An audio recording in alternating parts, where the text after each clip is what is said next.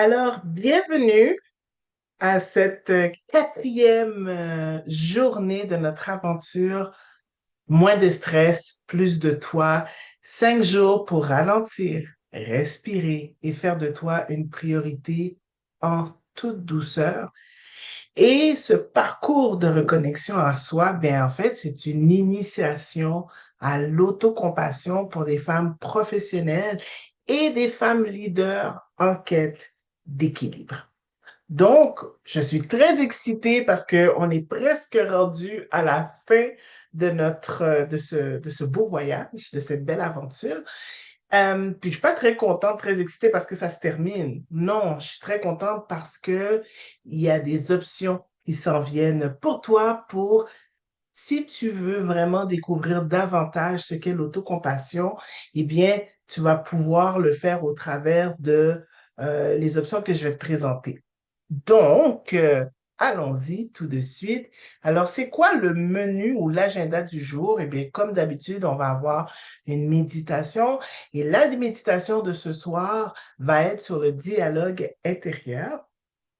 Donc, une très belle méditation.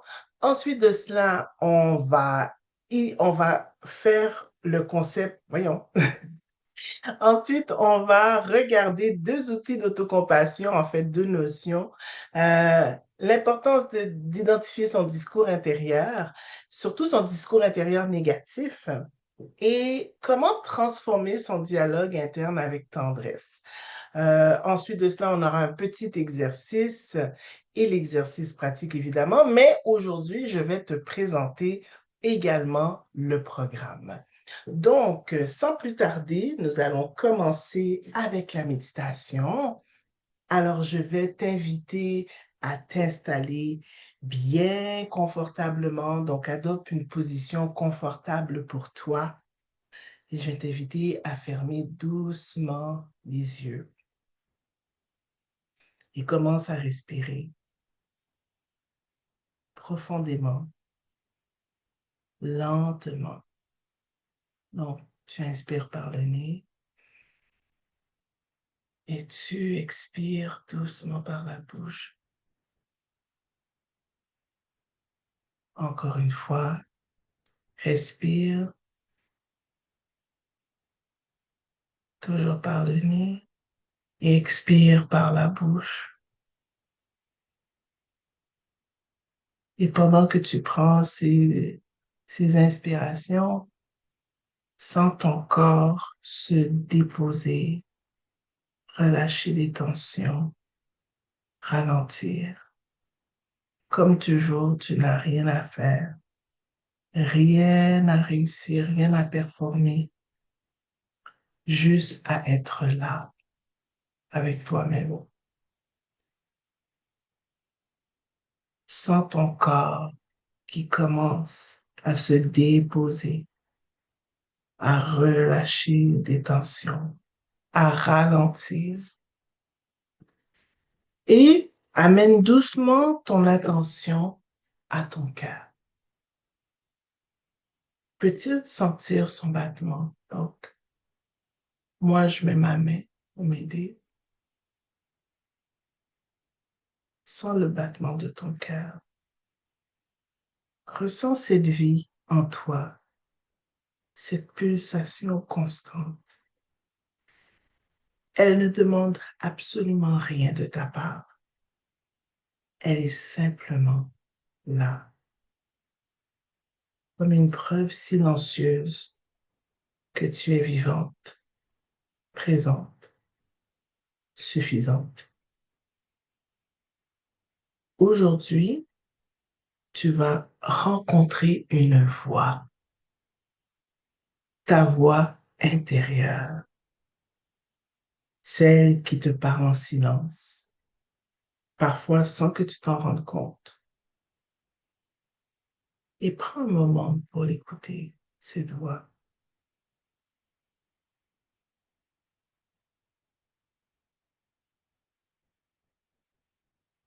Que dit-elle en ce moment? Est-ce une voix douce? Est-ce une voix encourageante? ou est-ce une voix exigeante, critique, dure?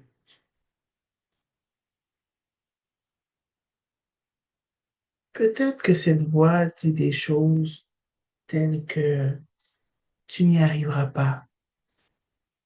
Tu devrais pourtant faire mieux.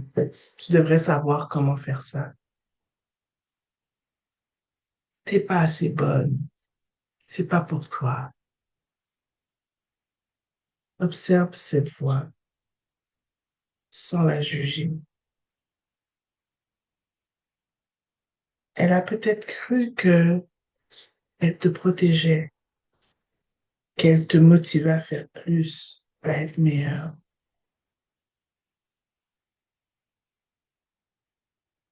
Dis-lui intérieurement, avec clarté et douceur, je sais que tu veux m'aider, mais je choisis de me parler autrement maintenant.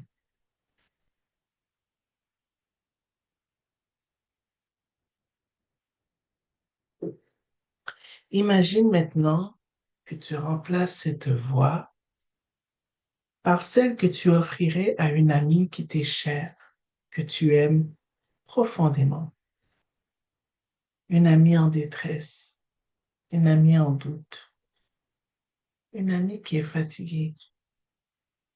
Comment lui parlerais-tu? Tu lui dirais peut-être, tu fais de ton mieux, même si tu n'es pas parfaite, c'est pas grave. Tu en vaux la peine. Tu as le droit d'être humaine. Tu as le droit d'être fatiguée. Et maintenant, si tu devenais cette voix douce, encourageante, empreinte de bienveillance, si tu devenais cette voix pour toi, répète doucement en toi comme un mantra de réparation. Je suis assez. Je mérite douceur, tendresse et compassion. Je choisis de devenir mon allié et laisse ces mots résonner dans ton cœur, dans ton ventre, dans toutes les cellules de ton corps. Inspire et ressens comme c'est différent d'être en ta propre présence,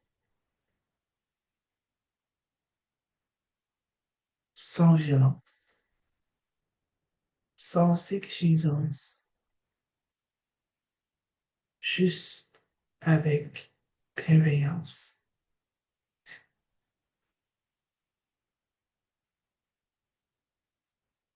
Tu es en train de créer un nouvel espace intérieur, un espace de sécurité, un espace de soutien, un espace où tu peux tomber et te relever, un espace où tu peux apprendre à te parler avec respect. Reste encore quelques instants dans ce silence bienveillant. Respire, sens ton cœur se détendre, ton corps s'assouplir.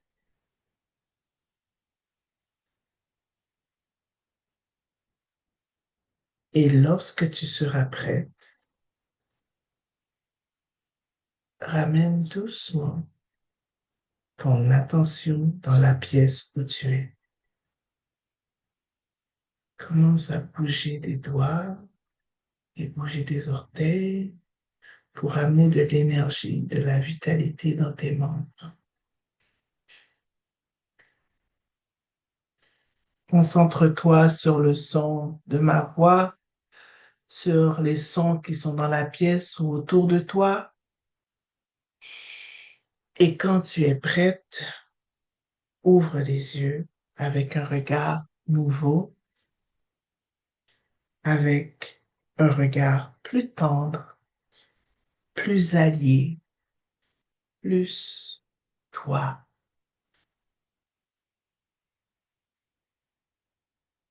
Et merci d'avoir pris ce moment pour transformer ta relation avec toi-même.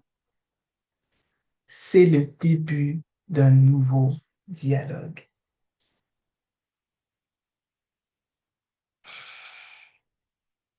Ah, ah, quelle belle méditation. Cette méditation qui demande de la douceur envers nous-mêmes. Merci beaucoup.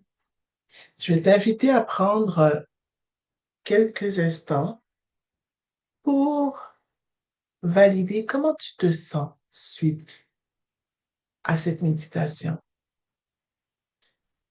Quelle est l'émotion qui t'habite?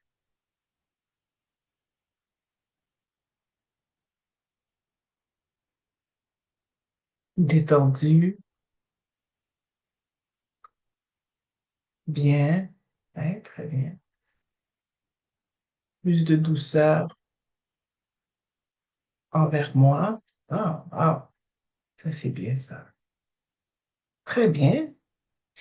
Alors c'est maintenant dans cet esprit, dans cet état dans lequel on se retrouve que je veux proposer, je vais t'amener et faire un petit survol des derniers jours, du contenu qu'on a vu lors des derniers jours. Donc, si on regarde, premier jour, la chose qu'on avait faite, on avait abordé certains problèmes qui font en sorte que on a tendance à tomber dans l'épuisement, on a tendance à tomber dans ce cycle infernal où ce que on est fatigué, on se sent pas bien, on se sent surmené, surchargé.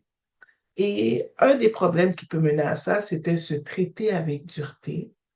Et heureusement, au travers de l'autocompassion, ce qu'elle nous propose comme antidote, c'est d'apprendre à s'accueillir sans jugement. Donc ça, c'était au jour 1. Le deuxième jour, le problème, c'était ne pas être en mesure de prendre conscience de ses besoins, de ces moments où on vit des émotions difficiles, des choses difficiles, et qu'on avait tendance à mettre notre tête dans le sable pour les éviter, pour les nier, comme une autruche. Et l'antidote que nous propose l'autocompassion, eh bien, c'est d'écouter les messages de son corps. Et le troisième jour, c'est-à-dire hier, un des problèmes qui va mener à l'épuisement sans cesse, au stress et à la surcharge mentale, c'est de se concentrer surtout notre attention, mettre notre attention sur le négatif.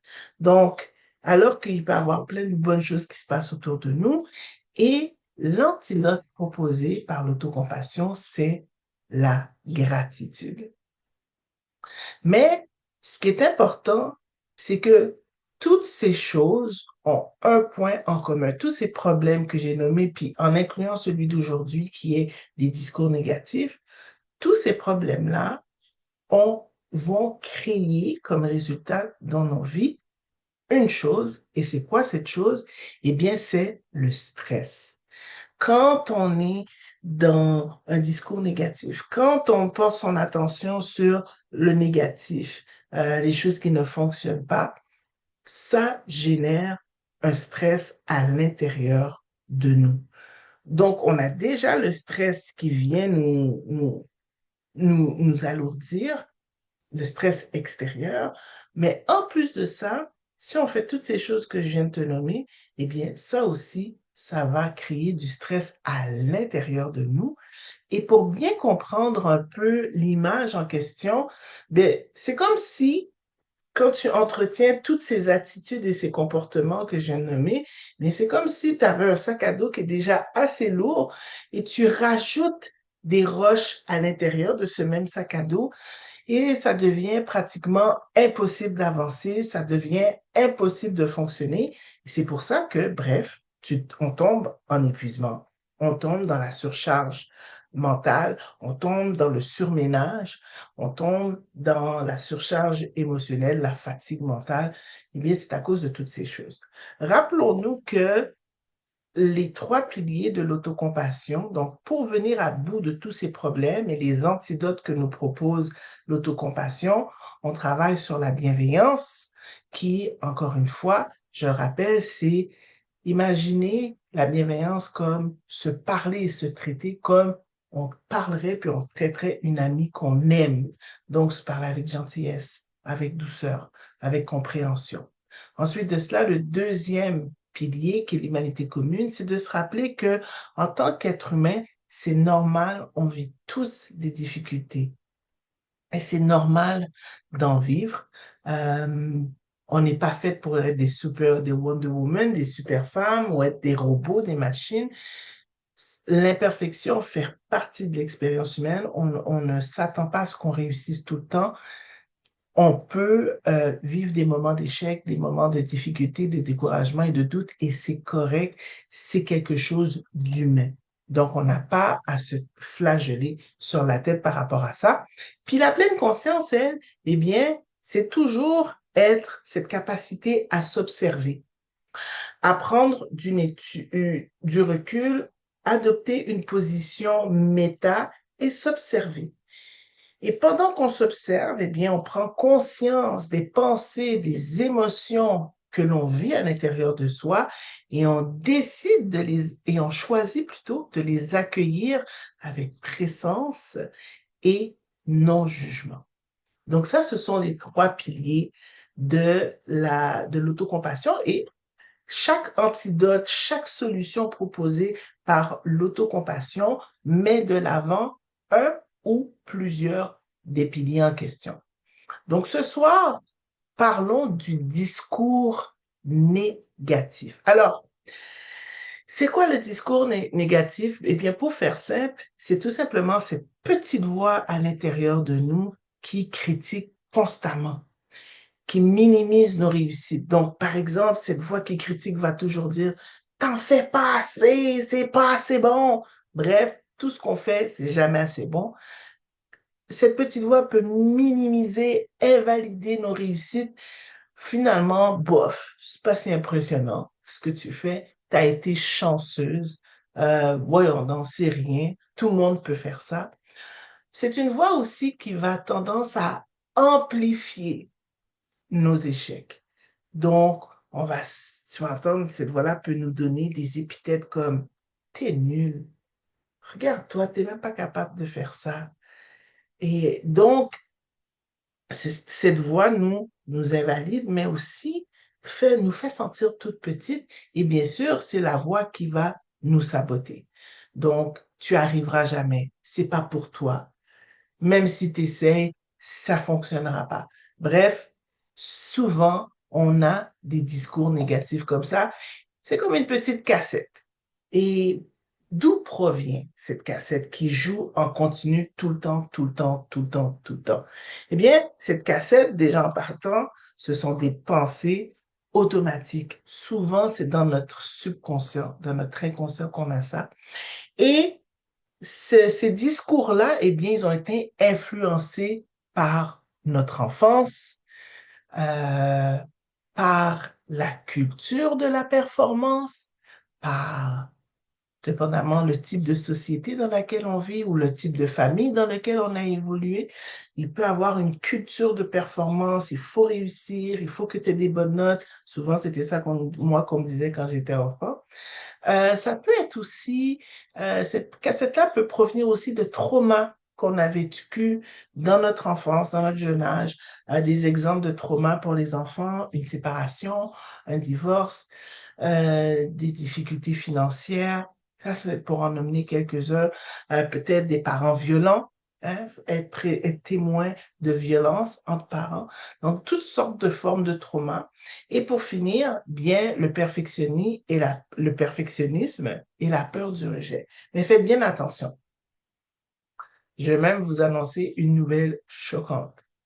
On a tous des blessures non guéries en lien avec notre enfance. On a tous été exposés à une forme de culture de performance ou autre.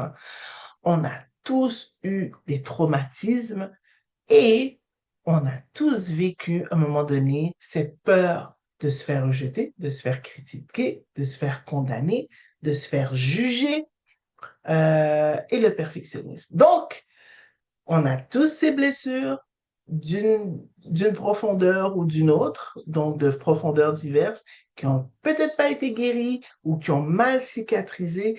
Et plus on aura des blessures non guéries, plus on aura tendance à recourir à un discours négatif quand même fréquemment, assez souvent. Donc, on a tous ça. On l'a tous. Donc, ce serait vraiment euh, un déni, ce serait faux, ce serait vraiment un manque de transparence et de lucidité envers nous-mêmes que de dire, oh, moi, ça me concerne pas parce qu'on l'a tous, le discours négatif d'une manière ou d'une autre. N'oublions pas, ça vient de notre subconscient. Et juste pour que tu puisses comprendre un peu à quoi ressemble le discours négatif, je vais t'en donner quelques exemples. Et très souvent, le discours négatif, c'est pas vrai qu'on va avoir l'air triste, euh, complètement perdu, puis les deux mains, la tête dans les deux mains. Non, on peut être une jeune femme très souriante, il me semble que je la connais celle-là. On peut être une jeune femme très souriante et derrière ce sourire, derrière ces façades, vient des moments où ce qu'on peut avoir des discours intérieurs négatifs. Donc, quelques exemples, c'est par exemple, d'autres feraient mieux que moi.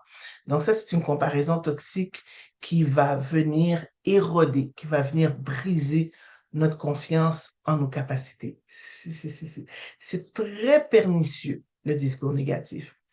Un autre, je suis pas faite pour diriger. Donc, ce type d'autodévalorisation qu'on retrouve souvent chez les femmes qui doutent de leur légitimité, surtout en contexte de promotion. Elles ont une promotion, mais elles se disent, mais je peux pas faire ça, je serai jamais capable.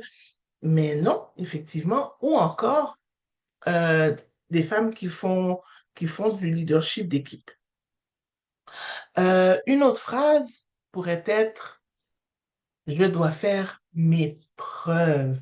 Alors ça, c'en est une qui revient souvent de différentes façons. Puis ça, c'est une croyance ancrée qui va dans le syndrome d'imposteur et dans le perfectionnisme. Une autre phrase, je n'avance pas assez vite. Il me semble que je devrais déjà savoir ça ou je devrais être rendu plus loin. Donc ça, je n'avance pas assez vite, c'est définitivement, ça vient définitivement d'un sentiment d'échec. Euh, et basé sur des attentes irréalistes. Et pour finir, un autre exemple, je suis trop lente, je suis trop gentille, je suis trop sensible. Ça, je l'entends très souvent. Donc, cette phrase-là, qui est une dévalorisation de force que l'on possède. On a des très belles forces et en mettant le mot trop devant, on vient dévaloriser, on vient se dépouiller de ces belles forces que l'on possède et là, du coup, ben, on se dévalorise puis on n'est plus rien. Donc, voyez-vous, c'est très pernicieux, les discours négatifs, et il y en a plusieurs. Maintenant, l'autocompassion, l'antidote qu'elle nous propose, c'est pas de faire taire cette voix. Cette voix-là ne va jamais disparaître. On ne peut pas la brider ou l'étouffer et faire comme si elle n'existe pas. C'est pas l'intention ni le but de l'autocompassion. Par contre, ce qu'elle veut, l'autocompassion, c'est nous aider à reconnaître que ces voix sont là. Surtout quand, vu qu'elles sont souvent dans notre subconscient, on veut être en mesure, lorsqu'elles arrivent à notre conscience, puis qu'on réalise que ces pensées-là sont là, ben, les reconnaître avec douceur, pas nous juger ou nous critiquer ou nous condamner d'avoir ces pensées-là. Ensuite, il faut comprendre que cette voie-là, son but, si on se fie au biais de négativité, qui est la tendance du cerveau avoir toutes les choses qui ne peuvent pas fonctionner, cette voix-là, elle est là pour nous protéger, pour nous empêcher de prendre des risques puis de vivre des échecs.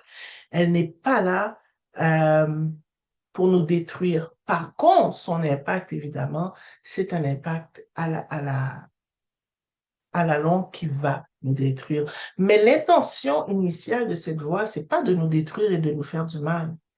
C'est de nous protéger en nous évitant de prendre des risques.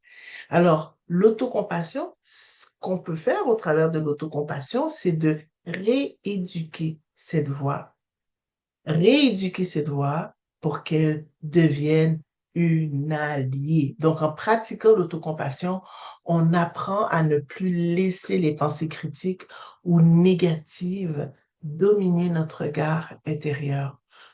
On ne nie pas que c'est difficile, mais on choisit aussi de reconnaître ce qui va bien, ce qui est digne de notre amour, ce qui est digne de notre reconnaissance. Donc, qu'est-ce que ça donnerait, cette même jeune femme souriante qui a changé son discours intérieur? Eh bien, ça donnerait quelque chose comme euh, j'ai pas besoin d'être la meilleure, seulement faire de mon mieux. Hein? Donc, d'autres feraient mieux que moi à ma place. J'ai pas besoin d'être meilleure, seulement d'être mieux.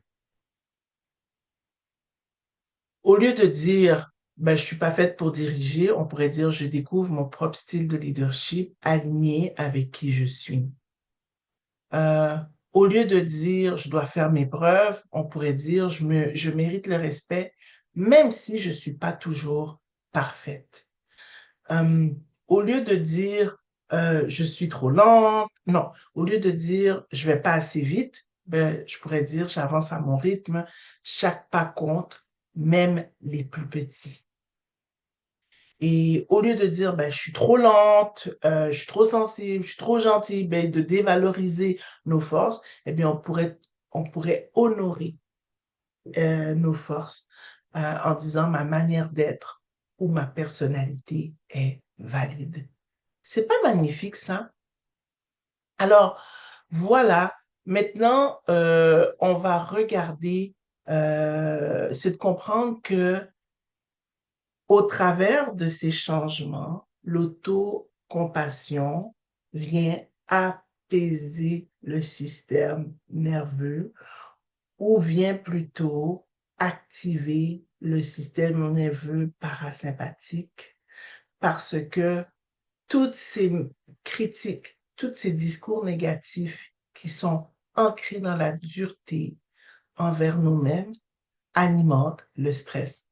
Souviens-toi, j'ai montré au début, un petit peu en début de cette rencontre, la photo du stress. Toutes ces choses-là créent une pression intérieure très, très, très forte. Et le fait d'utiliser l'autocompassion pour transformer notre discours intérieur négatif en un discours beaucoup plus bienveillant et compatissant, eh bien, ça vient calmer cette pression, ça vient enlever ce stress. Euh, et ça calme le mental et encore une fois, ça permet de sortir du cycle de la rumination, de la culpabilité. OK? Et souviens-toi de ceci. Ce que tu répètes devient ton monde intérieur et tu mérites un monde où tu es soutenu, pas où tu es blessé. Je pense qu'on a vécu assez de blessures, assez d'épisodes traumatisants dans notre vie pour en plus nous en infliger d'autres par nous-mêmes. Alors, l'exercice pratique de ce soir, ça va être d'écrire une phrase que tu te dis souvent mentalement.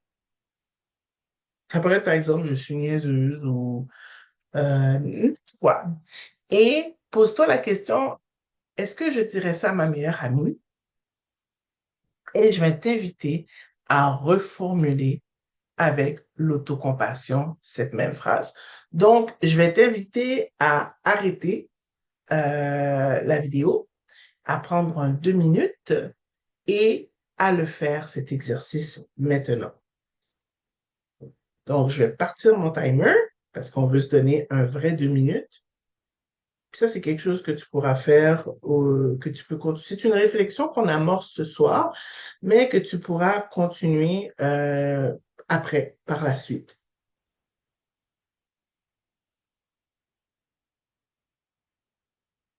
Donc, le 2 minutes commence maintenant.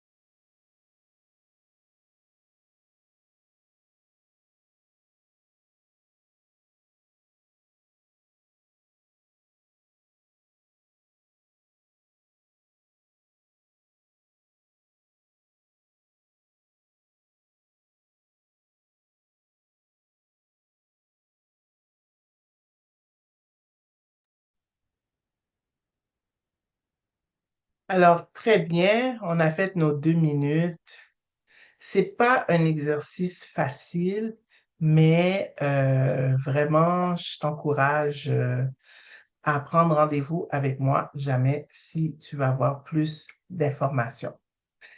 Et maintenant, si tu avais 8 semaines, si tu avais 8 semaines pour t'accueillir avec douceur, imagine comment ça pourrait transformer ta vie. Et si tu avais 8 semaines pour apprendre à poser tes limites avec assurance et respect, si tu avais 8 semaines où tu pourrais offrir un repos réparateur à ton esprit et à ton corps. Et si tu avais 8 semaines pour te parler avec amour, pour reprogrammer ton dialogue intérieur afin qu'il puisse t'élever.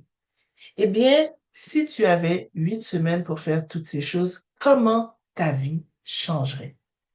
Et c'est exactement ce que je te propose au travers de mon programme d'été sur l'autocompassion qui s'intitule Revenir à soi. C'est un programme d'initiation à l'autocompassion pour les femmes de cœur, les femmes professionnelles, les femmes leaders qui veulent enfin respirer, qui sont en quête de l'équilibre dans leur vie. Je te propose un cours d'été de 8 semaines pour ralentir, reconnecter avec toi-même et poser les bases de bien-être durable sans culpabilité. Si tu es une femme professionnelle, cadre, leader, qui ressent une fatigue mentale, qui ne veut pas partir, même quand tu es en vacances, si tu en fais trop tout le temps et que tu culpabilises dès que tu commences à penser à toi, à prendre soin de toi, à t'arrêter, à faire quelque chose pour toi. Si tu veux du changement, mais tu ne sais plus par où commencer.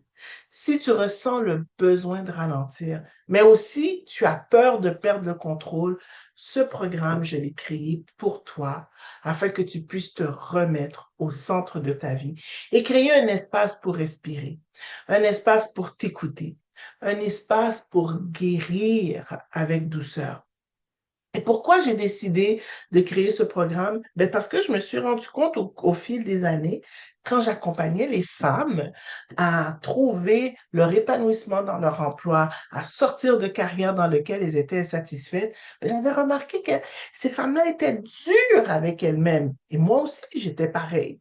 Elles étaient dures, elles se donnaient pas la chance de faire des erreurs, elles se donnaient pas la chance de vivre pleinement ce qu'elles ressentent sans se reprocher, sans se condamner, sans se juger, et ça ralentissait les prises de conscience et les changements possibles. Et c'est pour ça que c'était vraiment quelque chose qui était très, très cher à mon cœur de créer un programme sur l'autocompassion parce que c'est l'autocompassion qui m'a permis de sortir de là où j'étais. Alors, ce programme d'été, Revenir à soi, comme je viens de le dire, c'est un programme, un parcours de 8 semaines pour apprendre à t'offrir de la douceur dans un monde exigeant parce que le monde alentour de nous ne va pas changer.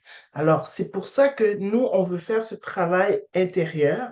Éventuellement, en faisant ce travail intérieur, on va être capable d'adresser des solutions qui, elles, vont peut-être changer suite à notre changement de perception, suite à ce que notre regard, lui, il change.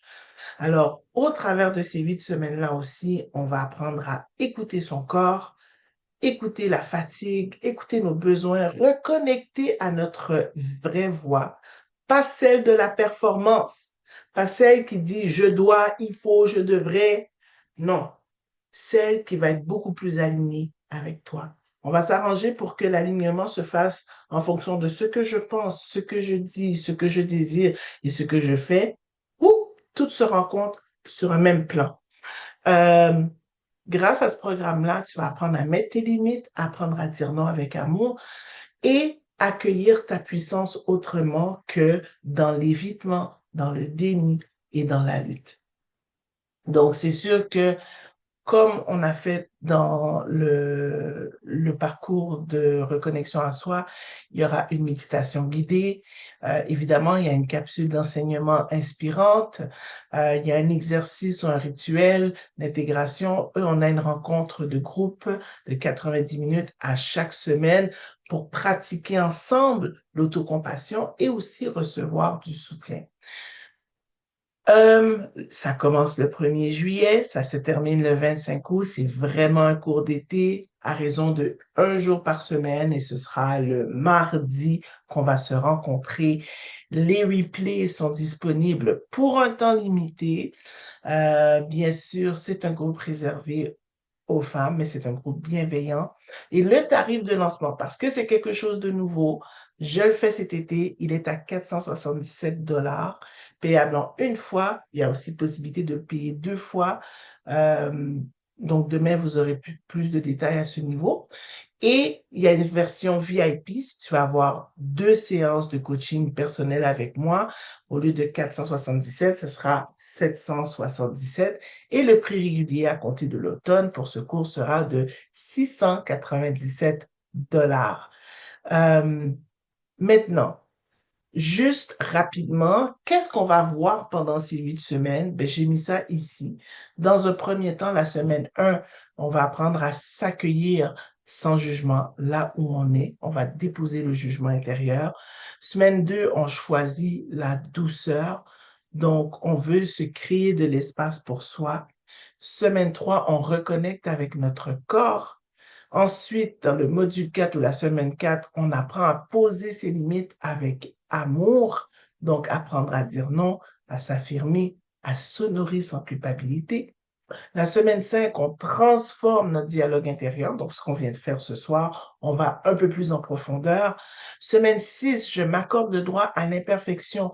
On va commencer à mettre les bases pour mettre de côté le perfectionnisme et le besoin de performance. Ensuite, la 7e semaine, je cultive ma puissance tranquille. Donc, on revient à sa vérité, à sa voix, à son rythme, à ce qui fait du sens pour soi. Et on termine la semaine 8 avec j'intègre et je choisis de continuer. Donc, je me choisis, on fait de ça un style de vie, on crée un engagement durable envers soi-même. Si jamais c'est quelque chose qui t'intéresse, je t'invite à m'écrire pour prendre le rendez-vous. On va discuter ensemble de tes besoins. Si tu as des questions sur le programme, je pourrai y répondre. Et ensuite de cela, eh bien, tu n'auras qu'à prendre une décision. Mais on pourra discuter ensemble et voir si c'est un bon moment pour toi et si c'est un bon fit. Et pour finir, mes chers amis, une petite phrase que je te laisse, parce que je ne vais pas te laisser partir comme ça. Une phrase à retenir, tu mérites de te parler avec amour. Alors sur ce, je te souhaite une agréable fin de soirée. Merci encore d'avoir été avec moi pour ce moment de reconnexion, de pause intentionnelle. Et demain, on se voit pour notre dernière journée ensemble de ce beau voyage, de cette belle aventure de reconnexion à soi. Moins de stress, plus de toi. À très bientôt.